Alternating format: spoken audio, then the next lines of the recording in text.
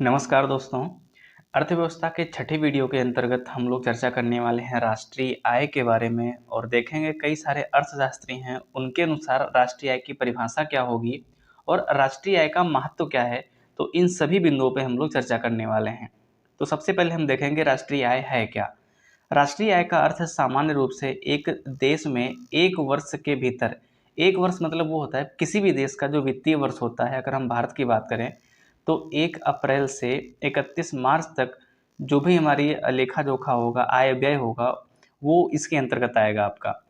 तो एक वर्ष के भीतर उत्पादित की गई वस्तुओं एवं सेवाओं के मूल्यों के योग से लगाया जाता है और किसी भी देश की राष्ट्रीय आय उसकी आर्थिक स्थिति का सबसे महत्वपूर्ण सूचक है।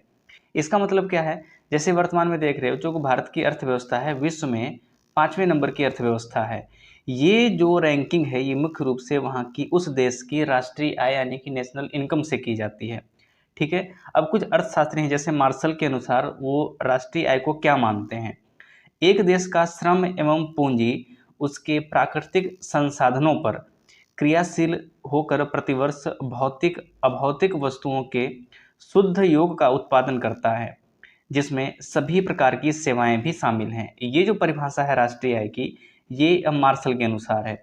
वहीं पर जो साइमन कुडनेट्स के शब्दों में देखें अगर जो राष्ट्रीय आय की परिभाषा है, राष्ट्रीय आय की उत्पादन व्यवस्था में एक वर्ष के भीतर प्राप्त होने वाली वस्तुओं और सेवाओं का वह विशुद्ध उत्पादन है जो अंतिम उपभोक्ताओं को प्राप्त होता है। यानी कि जो भारत की, अगर हम भारत के परिप्रेक्ष्य में बात करें तो भारत की जनता को जो चीज़ें मिलती हैं, जैसे कोई अगर वेलफेयर स्कीम सरकार ने चालू की तो वो कहाँ से चालू हो रही है, वो राष्ट्रीय आय के किसी न किसी कोष से ही निकाली जा रही है ना। तो ये जो साइमन कुजनेट्स का कहने का मतलब है वो यही है। यहाँ पे विशुद्ध उत्पादन जो अंतिम उपभोक्ताओं को प्राप्त होता है या देश की पूंजी व स्टॉक में वृद्धि करता है। जैसे जैसे राष्ट्रीय आय में वृद्धि होगी और देश की पूंजी भी बढ़ेगी और उसकी जो वैल्यू है वो भी बढ़ती हुई दिखेगी।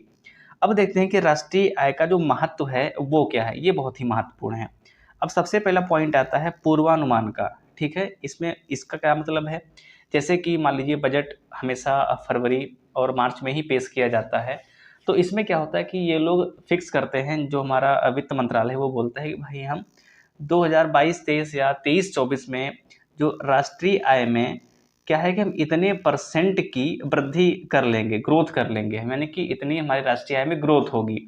या यूँ कहें कि कभी-कभी क्या होता है कि वो ग्रोथ नहीं मिलती है और उल्टे क्या हो जाता है, लॉस हो जाता है। जैसे कोरोना के टाइम पे देखें 2020 से 22 का जो समय रहा है वो हमेशा ग्राफ गिरा ही है। तो ये सब किसके कारण होता है, जो राष्ट्रीय आय है उसी में उसमें अगर पैसा बढ़ रहा है तो क्या होगा, वो हमेशा ऊपर जाएगा। अगर पैसा कम हो रहा है तो क्या होगा, उसमें निगेटिविटी आएगी और हमेशा ग्राफ नीचे जाएगा। तो पूर्वानुमान करने के लिए किसका प्रयोग किया जाता है, राष्ट्रीय आय का किया जाता है। अब आय का ये भी देख लेते हैं। देश के भावी विकास की योजनाओं के निर्माण में पूर्वानुमानों का विशेष महत्व है। सरकार द्वारा लगाए ये पूर्वानुमान राष्ट्रीय आय की गणना पर ही आधारित होते हैं। जैसा कि मैंने बताया कि अगर मान लीजिए राष्ट्रीय आय एग्जाम्पल के लिए अगर वर्तमान में 100 रुपये है, तो अगर बजट लाती है तो सरकार कोशिश करेगी कि इसको 105 रुपये या 110 रुपये या जो भी उसके लक्ष्य हों भविष्य की संभावनाओं में, तो वो यहाँ पे फिक्स करेगी। वो मुख्य रूप से राष्ट्रीय आय के परिप्रेक्ष्य में ही बात होती है। वहीं पर अगर हम बात करें सेकंड पॉइंट क्या है, आय व्यय और बचत का अनुपात। यहाँ से क्या करती है सरकार को, ये अपना आइडिया लगाना होता है कि हम कितना बचा रहे हैं, कितना कितना ये गेन हो रहा है और कितना खर्च हो रहा है। और इन दोनों का डिफरेंस क्या होता है, वो होती है यानी कि हमारा जो मुनाफा होगा वो सीधा सीधा बोल सकते हो सीधे शब्दों में।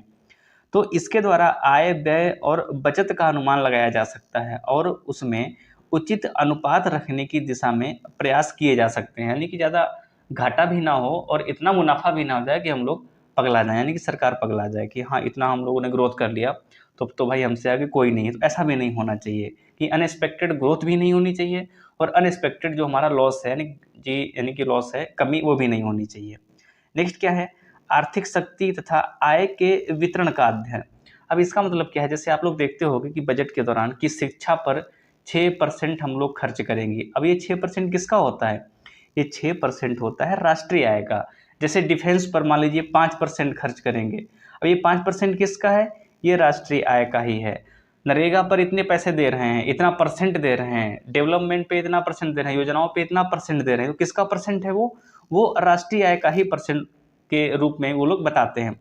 तो यहीं पे वो चीज़ लिखी हुई है कि वितरण का अध्ययन करते हैं। राष्ट्रीय आय का विश्लेषण में यह ज्ञात किया जाता है कि देश में आर्थिक शक्ति तथा आय का वितरण किस प्रकार हो रहा है। अगर राष्ट्रीय आय बढ़ रही है तो वहीं जो डिस्ट्रीब्यूशन किया जा रहा है योजनाओं के लिए या किसी भी मंत्रालय के लिए वो बढ़ जाएगा। या यूँ कहें, अगर राष्ट्रीय आय बढ़ेगी तो लोगों का जो व्यक्तिगत इनकम है, व्यक्तिगत आय है, वो भी बढ़ेगी। तो इस तरीके से भी आप समझ सकते हो।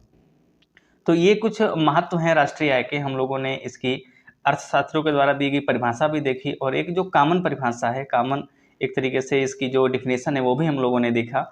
तो इस वीडियो में इतना ही रखते हैं, मिलते हैं अगले वीडियो में। तब तक के लिए अपना ख्याल रखिए। जय हिंद।